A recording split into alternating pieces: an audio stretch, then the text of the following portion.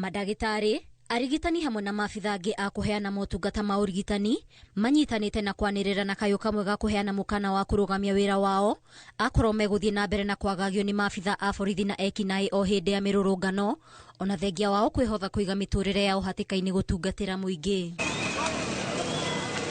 Makĩaria gũkũ kaunti-inĩ ya Nairobi, maugĩte amwe ao marahonia nguraro kumana na ngahĩha cia mĩrũrũngano. We will not allow our members, the doctors, the nurses, the clinical officers, the healthcare workers to be endangered when there are protests and when there are demonstrations. Therefore, we need to look for mechanisms to resolve these matters, and therefore we call for restraints.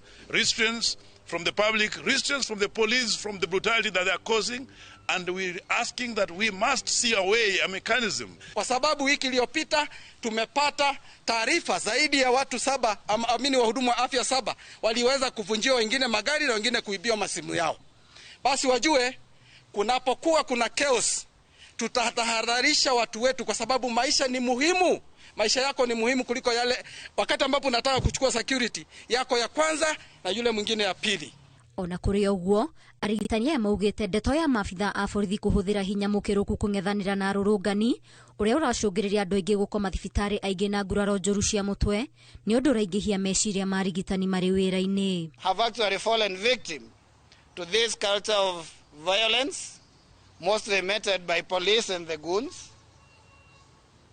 And even those who are in the facilities, they are also traumatized by the things that we are seeing. And that is why we are saying that it is time for introspection, because sobriety is needed. Maabitha nĩ makũmithĩtie ndeto ya ũhũthĩri wa ekinaĩ gũthararia na gũcambicũra bata wa mĩrũrũngano gũkũ bũrũri-inĩ, makiuga kũrĩa matarĩ na ũiguano wa thirikari cia kaunti, atongoria marahũthĩra andũ ethĩ gũthararia mĩrũrũngano yao. As we talk today, there is an ongoing strike in Lamu. There is ongoing strike here in Nairobi, doing over 50 days.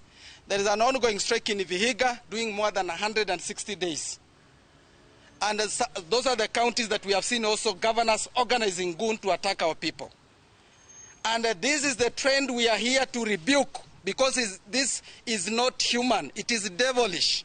Ona kũrĩ ũguo, atongoria aya maugĩte nĩ kĩhoto kĩa andũ kũrũrũngana na nĩ wĩigĩrĩrĩki wa thirikari gwetha kĩhonia na gũthikĩrĩria makaya ma andũ kũringana na gatiba ya bũrũri. Ngĩribotera Inooro TV, niĩ njĩtagwo Waithĩra Ndwati wa Mwangi.